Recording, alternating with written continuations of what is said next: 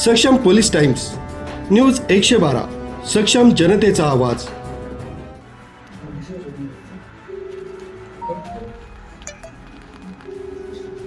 आता मला याच्यात एक सहयोग करा तुम्ही.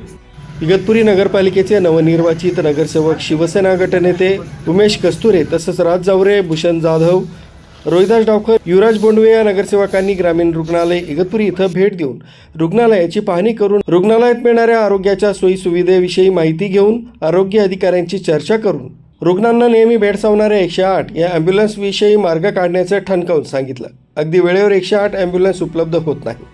थतुरमातुर कारणं सांगून वेळ मारून नेली जाते. परिणामी रुग्णांची हेळसांड होऊन वेळेवर रुग्णांना खासगी वाहनानं उपचारासाठी नेलं जातं.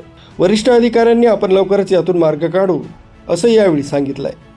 सगळ्या ज्या तक्रारी वगैरे आहेत त्या सगळ्या तक्रारींचा अभ्यास केल्यावर एवढं नक्कीच लक्षात येतं की इथे आपल्याला मनुष्यबळ न्यूज ब्युरो, सक्षम पोलीस टाइम्स, न्यूज 112, इगतपुरी.